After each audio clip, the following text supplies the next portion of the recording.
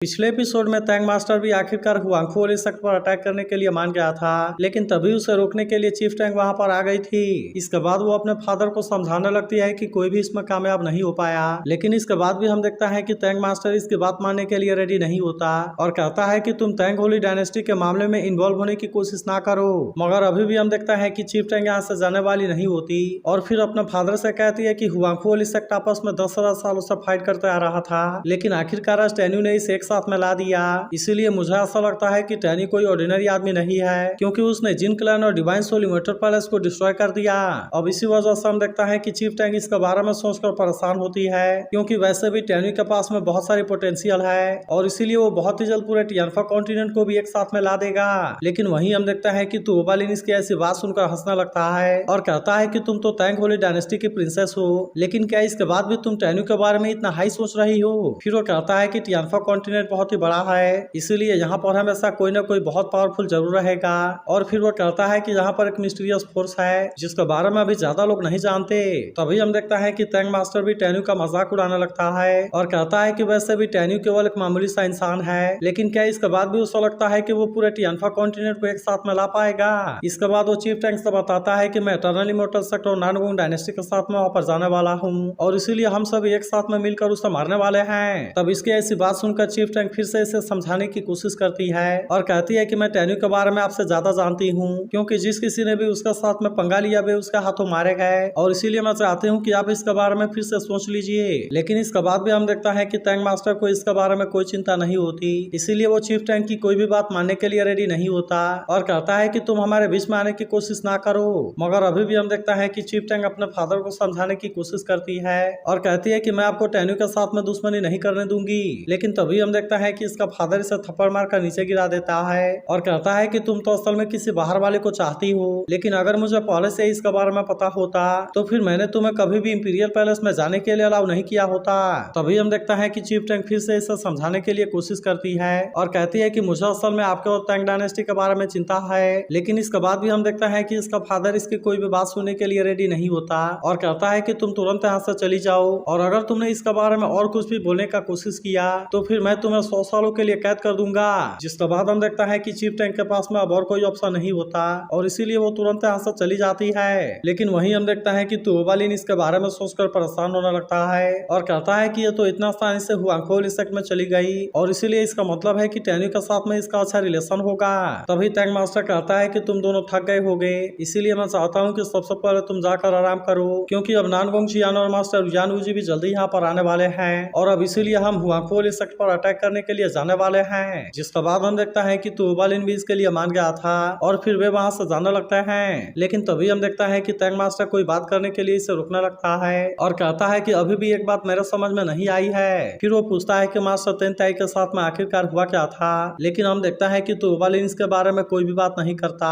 और चुपचाप यहाँ से जाने लगता है। फिर वो कहता है कि तुम ऐसे किसी भी चीज के बारे में जानने की कोशिश ना करो जिसके बारे में तुम्हें जानने की जरूरत नहीं है। वहीं उधर हम देखता है कि चीफ टैंक इसके बारे में बात करने के लिए टैन्यू के पास में जा रही थी, जहां वो सोचने लगती है कि मेरे फादर किसी भी तरह से मेरी बात मानने वाले नहीं हैं, इसीलिए मुझे ऐसा लगता है कि टैन्यू को ही इसके बारे में समझाना होगा ताकि मेरे फादर और तैंग डायनेस्टी को ज्यादा कुछ ना हो। मगर तभी हम देखता है कि तुओबालिन और सीनियर सोंग इसके सामने आ गए थे, जहाँ तुओबालिन से पूछता है कि क्या तुम इसके बारे में टैन्यू को बताने के लिए जा रही हो। तब इस पर चीफ टैंक कहती है कि इस बात से कोई फर्क नहीं पड़ता कि तुम कहाँ से हो, क्योंकि टैन्यू से दुश्मनी करना तुम्हारे लाइफ की सबसे बड़ी गलती है। लेकिन इसके बाद भी हम देखता है कि तुओबालिन को इसके बारे में कोई चिंता नहीं होती और फिर वो सीनियर सोंग से कहता है कि तुम इसे जिंदा पकड़ लो, क्योंकि हो सकता है कि फ्यूचर में ये हमारे किसी काम आ सके। तब इसकी ऐसी बात सुनकर चीफ टैंक वहां से भागने लगती है और अब इसीलिए सीनियर सोंग भी उसका पीछा करने के लिए चला गया था। तभी हम देखता है कि मंकी डीमन टैन्यू के पास आता है और कहता है कि मैं अभी ऐसे ही बाहर घूमने के लिए गया हुआ था, जहाँ पर मैंने देखा कि नानगोंग चियान और मास्टर यान वूजी अपने कुछ लोगों को लेकर आए हुए हैं और इसीलिए ऐसा लगता है कि वे हमारे हुआंगफू वाली सेक्टर के ऊपर अटैक करने वाले हैं। तभी तैंग मास्टर का नाम सुनते ही मिंगई भी बाहर आ जाती है और फिर वो टैन्यू से कहती है कि तुम्हें तैंग युंगसिंग को जिंदा पकड़ना होगा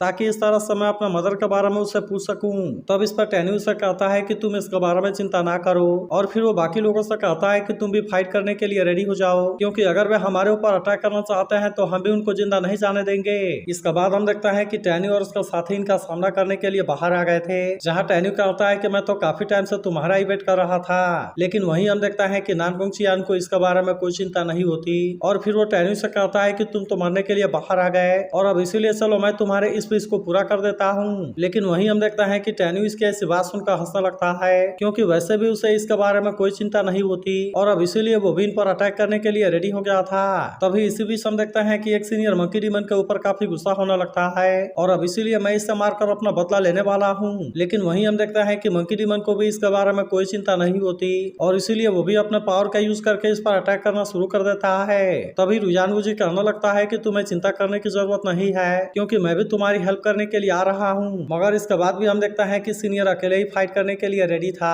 और इसीलिए कहता है कि मैं तो अकेले ही इसे मार दूंगा। लेकिन तभी हम देखता है कि टैन्यू भी अटैक करने के लिए रेडी हो गया था और इसीलिए बाकी लोग भी अपने पावर का यूज करके अटैक करने के लिए चले जाते हैं। वहीं उधर हम देखता है कि टैन्यू ने अटैक करना शुरू कर दिया था, इसीलिए अब कोई भी इसका पावर का सामने कुछ नहीं कर पाता और हम देखता है कि वो इनको बहुत ही आसानी से मार देता है। वहीं उधर हम देखता है कि टैन्यू के बाकी साथी ने भी अपने पावर को एक्टिवेट कर लिया था और अब इसका यूज करके वे इन पर अटैक करना शुरू कर देते हैं, जहां पर कि वे इनके सामने ज्यादा कुछ नहीं कर पा रहे थे। वहीं हम देखता है कि मेंग सीधे रुझान वूजी का सामना करने के लिए आ गई थी, जहां हम देखता है कि रुझान वूजी भी इसका सामना करने के लिए रेडी हो जाता है और अब इसीलिए इनके बीच में बहुत ही शानदार तरीके से फाइट होने लगती है। लेकिन वहीं हम देखता है कि मेंग भी पीछे हटने वाली नहीं होती और इसीलिए वो भी अपने पावर का यूज करके रुझान वूजी पर अटैक करना शुरू कर देती है। वहीं उधर हम देखता है कि मंकी डीमन सीनियर के साथ में फाइट कर रहा था, जहां पर कि इनके बीच में बहुत ही शानदार फाइट होने लगती है और हम देखता है कि मंकी डीमन अभी भी इतना आसानी से इसके सामने हार मानने वाला नहीं होता। तभी इसी बीच हम देखता है कि सीनियर अपने डेथ टाइड वाले पावर का यूज करने के लिए रेडी हो जाता है ताकि वो मंकी डीमन को मारकर अपने ग्रैंडसन का बदला ले सके।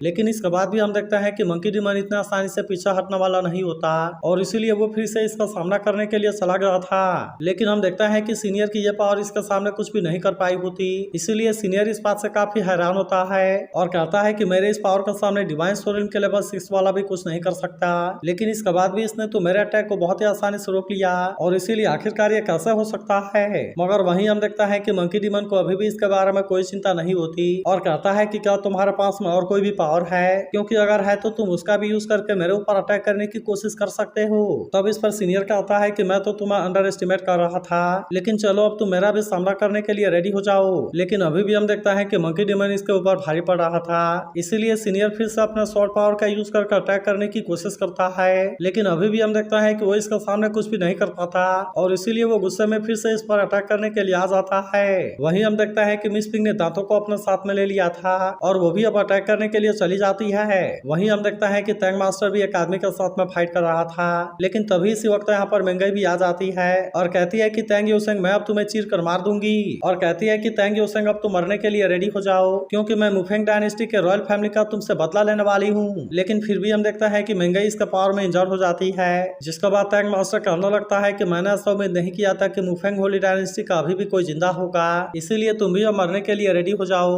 और फिर हम देखता है कि वो अपने पावर का यूज करके इस पर अटैक कर देता है, लेकिन फिर भी हम देखता है कि मेंगई ने अपने आप को किसी तरह से बचा लिया था। जबकि वहीं हम देखता है कि टैन्यू ने भी इसे ऐसा हालत में देख लिया था और इसीलिए वो भी इसे बचाने के लिए यहाँ पर आ जाता है। वहीं उधर हम देखता है कि टैंग मास्टर अपने किसी पावर को एक्टिवेट कर लेता है और अब इस तरह से वो अटैक करने के लिए रेडी हो गया था। लेकिन वहीं हम देखता है कि टैन्यू को अभी भी इसके बारे में कोई चिंता नहीं होती और इसीलिए वो इसे रोकने के लिए सीधे इसके सामने आ जाता है। लेकिन वहीं हम देखता है कि टैन्यू को इसके बारे में कोई चिंता नहीं होती और वो इसका अटैक को रोकने के लिए सीधे इसका सामने आ गया था। लेकिन तभी हम देखता है कि दो लड़के दूर से इसे देख रहे थे, जिनमें से एक कहता है कि बॉस यंगर ब्रदर तो पहले से ही निकल गए हैं, इसीलिए वो टैंग और नानगोंग होली डायनेस्टी पर अटैक करने के लिए निकल चुके हैं। लेकिन फिर भी इटर्नल इमॉर्टल सेक्टर यहाँ से दूर है और इसीलिए ओनर ने इस प्लान से बाहर कर दिया। तब इस पर वो कहता है कि आपको इसके बारे में चिंता करने की जरूरत नहीं है, क्योंकि वैसे भी ये तीनों पावरफुल सेक्टर आपस में लड़ने में बिजी है, इसीलिए मुझे लगता है कि अगर हमसे इसमें कोई गलती भी हो गई तो भी ये चीज इतना आसानी से नोटिस नहीं होगी।